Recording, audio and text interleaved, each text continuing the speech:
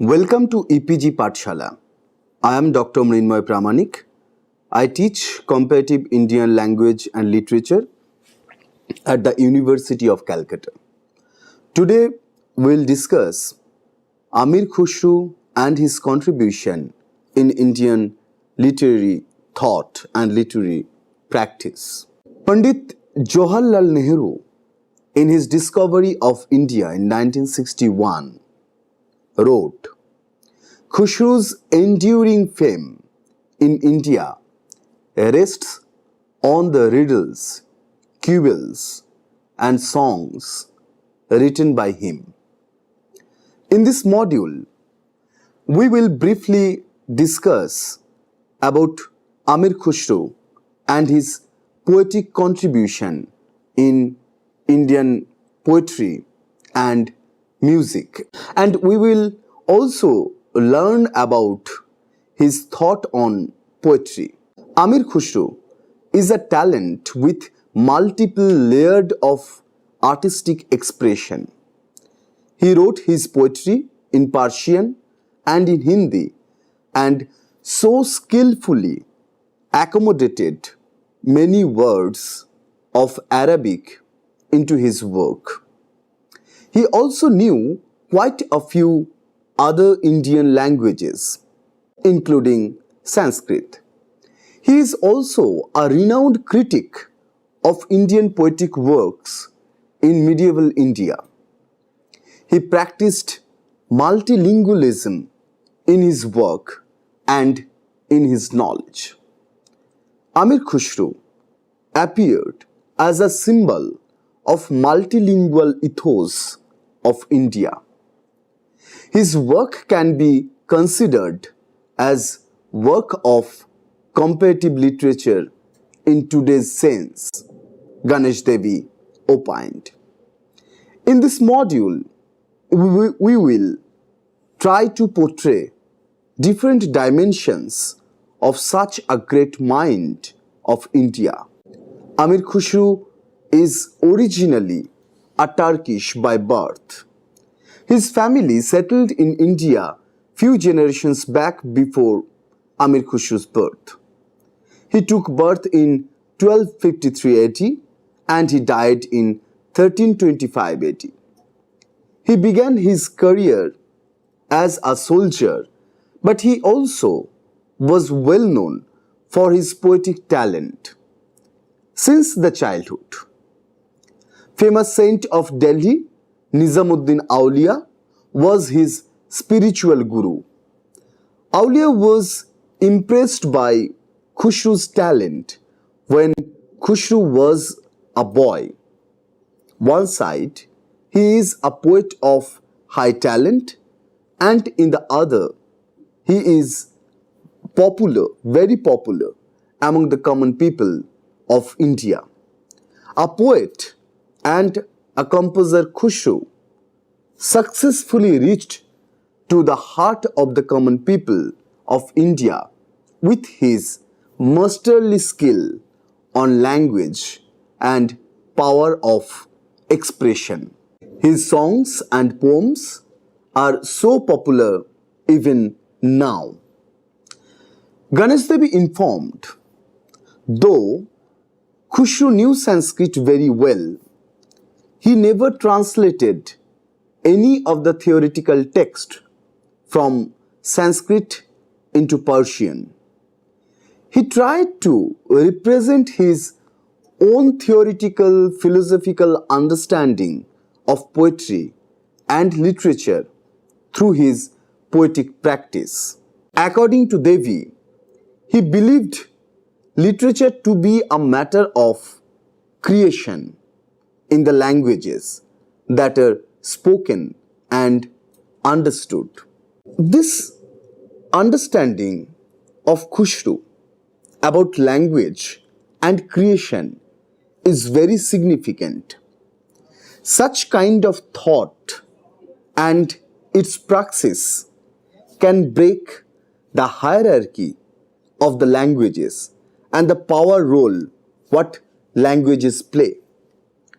He was much advanced in literary practice than his time was, when different languages, especially Sanskrit, was very much confined within the access of the upper caste Hindus. Khushru practiced poetry in the language of the people. He wanted to send the poetry in the inner world of domestic life of the people. And a language as a tool he used to show that poetic spirit passionately kept in his mind. His new Sephir is one-sided reflection of his literary wisdom, and in other side it reflects the reality of literary appreciation in medieval India. In this work, he introduced a comparative study of Sanskrit philosophy and knowledge of art with other established scholarship like Rumi. In a new Sephir, which is written in 1318, Khushru's fascination with India's birds and animals, flowers and trees, its languages and people, finds an impassioned expression. It was indeed due to his Sufi orientation, acquired mainly from his spiritual mentor Nizamuddin Auliya, that he chooses to appreciate some aspects of Hindu religion and customs in New Sephir. In fact, through an anecdote in Hast Bihist, he pitches religious toleration by narrating a dialogue between a Muslim Haji going to Mecca and a Brahmin pilgrim going to Somnath. Amir Khushru's poetry offers a powerful metaphor for secular thinking and living. Such kind of poetry is very much significant in present India's political context also. And because of that, Amir Khushru becomes more and more important in literary history as well as history of India. The Nine Heavens or Spheres, Nu Sifis. This is one of the separate poems of Amir Khushru, written as he tells us in his old age. Its historical notices relate to the reign of Kutubuddin Mubarak Shah, in whose time it was written. He is very much significant because of introducing an alternative critique of literature and also for offering alternative poetics other than established high merit of Sanskrit philosophy, of art and literature in early medieval India. As we mentioned it in beginning, that his works carry a comparative spirit and ethos of multilingualism, which is India's very reality. We go back to Khushru and his new Sephir, not because of its merit only, but because of the methodology and philosophy what he offers for the contemporary India. In his new Sephir, he talked about different issues on literature, language, multilingual culture, caste, and wisdom, etc. This book is translated into English by R. Nath and Faiz Gwaliari under the title India as Seen by Amir Khushru. Now let us mention very brief about the chapters of Nu Sephirs. The first sphere of Nu Sephir, praise of God and the Prophet and of the author's spiritual teacher Nizamuddin Auliya. The second sphere talks about Khushru Khan is dispatched for the conquest of Arangal or Warangal in Tilang, with an army consisting partly of Hindus. The third sphere talks about praises of Hindustan, its climate, animals, learning and languages. The fourth sphere talks about admonitions and precepts for kings, chiefs, soldiers and the common people. The fifth sphere, the king's fondness of hunting, his preserves, praise of the seasons of Hindustan, dialogue between the king's bow and arrow. The sixth sphere is consisted with birth of Prince Sultan Muhammad on the 23rd of Rabiul Awal 718 H, June 25th, 1318 AD. The king distributes gold and jewels among the nobles after seeing the child and its education. The seventh sphere talks about encomium upon spring and New Year's Day on flowers and birds, the king's public audience and the honors and robes bestowed by him upon the nobles, especially upon Khushru Khan. The eighth sphere, the king's skill in the game of Chaugan, dialogue between the bat and the ball. The ninth sphere, the poet exalts his own merits and boastingly says that though at that time in all Azam and Fran, the two poets of chief celebrity were Sheikh Saidi Sirazi and Hakim Human Tabrizi, yet he excelled them both because whatever might be the merit of their verses, they possessed not the same multifarious accomplishments as himself.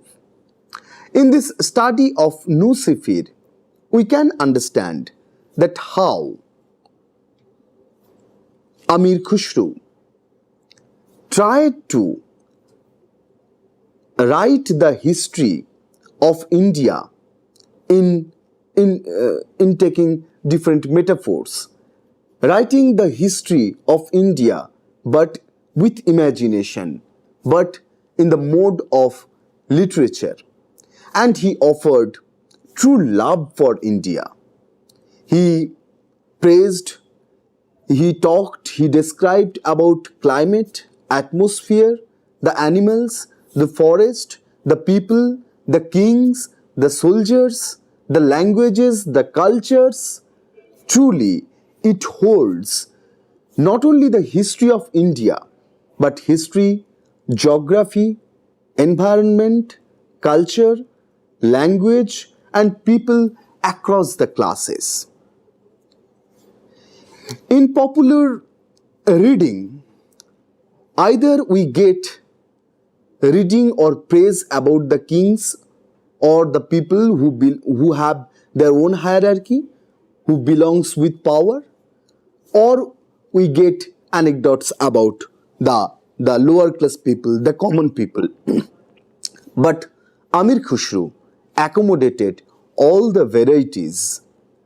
So, each text written by him is the symbol of harmony in many senses, not only about religious harmony, but cultural, linguistic, political harmony, and he appears as symbol of harmony, not only his text, but he himself.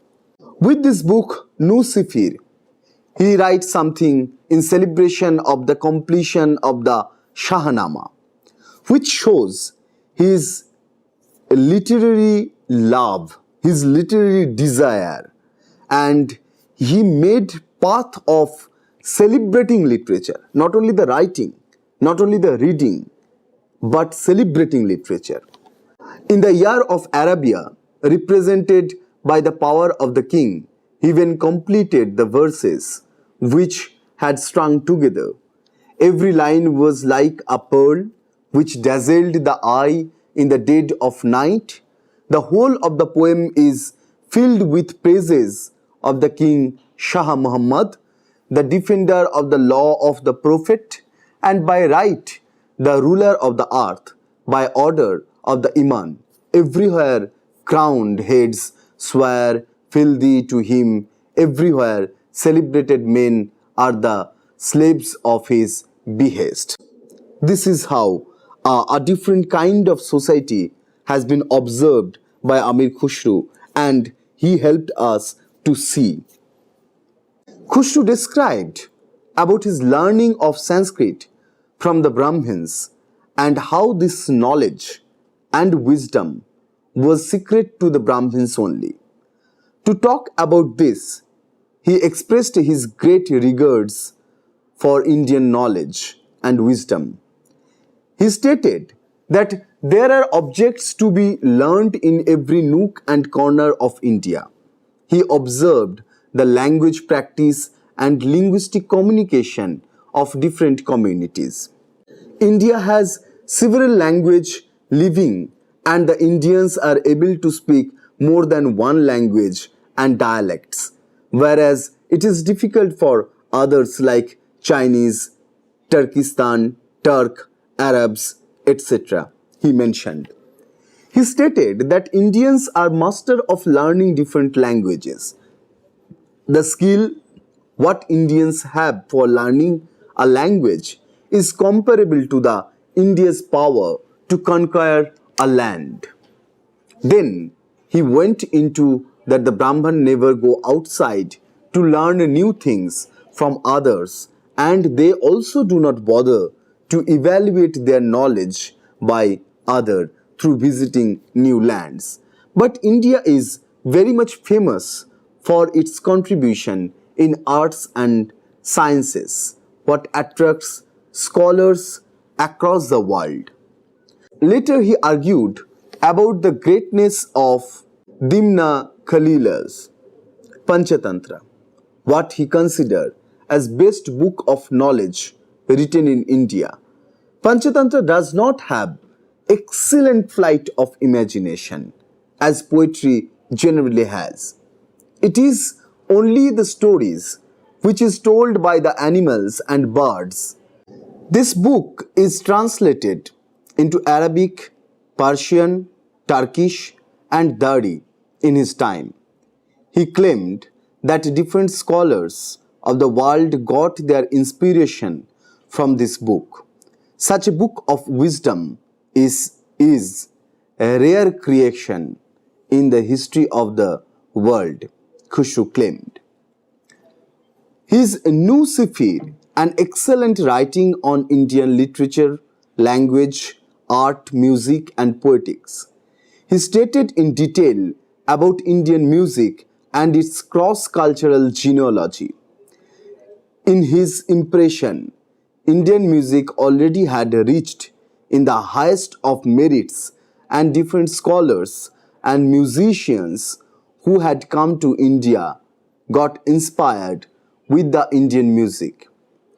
They put their own excellent inputs and merits in it and brought a new move in the musical journey of India. In the course of the time in history, different musicians and scholars of music who have ever come to India put new features in Indian music, but they, the foreigners, could not influence or change the basic structure of the Indian music. With journey and cross-cultural encounter, new genres of music have been introduced. And Amir Khusro is excellent example for that. New turns in known musical genre has been observed, and this is how the whole history of Indian music has become the history of many voices, many cultures, and multiple stories of Indian civilization. He also added that our Indian music is so sweet that it can hypnotize the animals like deer. Several instances are there what shows that deer is hypnotized by the Indian music. With this, Khushru tried to bring the sweetness in the notice of the people. He also claimed again and again about the high merit of Indian music, what not only attracts the scholars of different parts of the world, but also attracts another world of living creatures. Khushru's understanding and his commentary on Indian languages is not only based on the elite languages or the languages of power, but he did field survey on Indian language and gather knowledge on the languages of peasants, which shows his vision about language study. He understood that the language only cannot be learned from the books written, but true language also is lying down on the fields and roads of the common masses. He understood that the knowledge is not only the sole property of the elitist or established languages or the language of power, but worldview and wisdom is also there in the vision of common masses who use different dialects and mode of language to express their content of speech. And so, he learned from the Indian peasants also. Has its own feature and distinct nature. Many communities of India believes their language is based and they do not allow other language to rule over them. Though gradually in the fate of history, we observe that it was not Khushru's time. Much later than Khushru, few languages are started ruling over others. He believed in the morality of authenticity. As he is Indian, he lives in India. He believed that he is only eligible to talk about Indian languages, not about the Arabic or Turkish languages. So, in his masterpiece New Sifir, he talked, debated, argued about Indian knowledge, Indian poetics, Indian music, and Indian languages. He specifically mentioned about Hindwi, Sindhi, Lahori, Kashmiri, Kubri, Dur Samudri, Tilangi, Gujar, Mabri, Gaur, Bengal, Audhi, Delhi, and many other languages. His note on Indian languages is one of the early notes which gave description about the modern Indian languages. It is considered as an early history of modern Indian languages also. He considered the Sanskrit, which he mentioned as the language of the Brahmins, as the best language among all these aforementioned languages. He describes Sanskrit as pearl among the pearls. He also mentioned about knowledge on literature, grammar, poetics, philosophy found in Sanskrit languages. Now let us briefly discuss about other poems or poetic creation of Amir Khushru. The following analysis of some of the poetical works of Amir Khushru with the copious extracts are all the works of Sir H. Eliot, Mr. Blocherman, the present learned and active secretary of the Asiatic Society of Bengal, has just declared that it would be of interest to examine Khushru's Khazayunu Futuhu and the Kiranu's Sadain from a historical perspective or point of view.